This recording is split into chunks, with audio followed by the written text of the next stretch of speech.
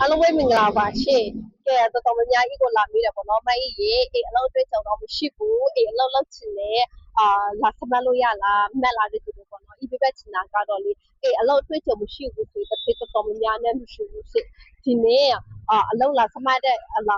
ဒီနေ့မဟုတ်ဘူးပေါ့နော်ဒီနေ့ပြဿနာဒီနေ့ဖြစ်တာကွာအလုပ်လာစမ်းတဲ့လာအိုမတယောက်ပေါ့နော်သူတစ်ခေတ်အေးသွားတယ်ပထမတစ်ခါသူသွားတယ်ကွာပထမအဲ့သူသွားတယ်သူသွားပြီးတော့တစ်ခေတ်အေးသူရောက်ပြီးတော့သူ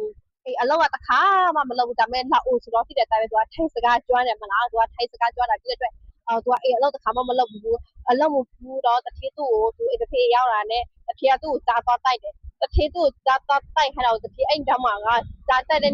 ပြစ်စီထားတဲ့နေရာမှာကဗာလဲအေဒါစီရီတွေနောက်သူကြား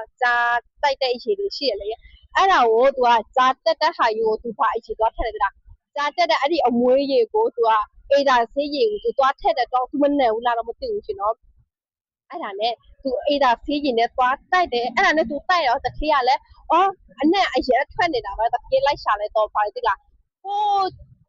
ဗာလဲကြားတက်တဲ့ဟာနဲ့ကြားတက်တဲ့ဗာလဲအေဒါဆေးရည်ကိုအဲ့ဒီဗာလဲကြားတက်တဲ့ဟာနဲ့သူရောပြီးတော့သူသွားတိုက်တာအဲ့ဒါနဲ့တရက်ထင်းနဲ့သူတခေးကသူ့ကိုမောင်းထုတ်လိုက်ဟောတခေးကသူ့ကိုမောင်းထုတ်လိုက်တော့အဲ့ဒါနဲ့သူပြန်လာတယ်သူပြန်လာတော့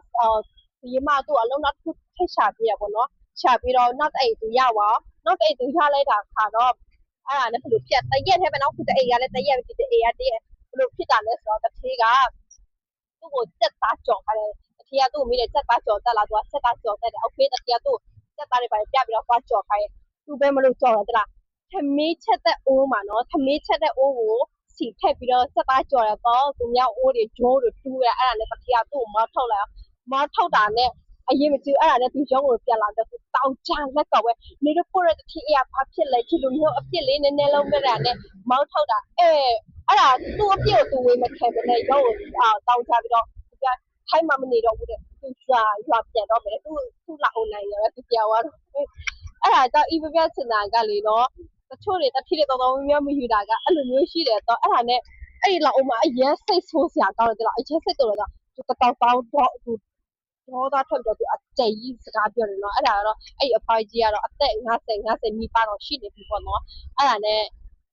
အဖေတော်မှသူ့ကိုတော်တော်ဒေါသထွက်ဈေးမှသူ့ပြတတိယနှစ်ကိုအရေးမယူတာမှတော်တော်နေစစ်စစ်တရားမှတော့ဒါမှရုံးရမကောင်းကြောက်သူပြောပြီးတော့သူဟာအိုနိုင်ငံတစ်ခါလည်းသူပြန်လိုက်တယ်အဲ့ဒါကြောင့် EVP ချင်တာကလေနော်အဲ့လိုမျိုးတွေရှိတယ်ရှင်နော်အဲ့ဒါကြောင့်ဒါမဲ့တချို့လူတွေကြတော့လဲအေးလုံးမလို့ဘူးဖြစ်မဲ့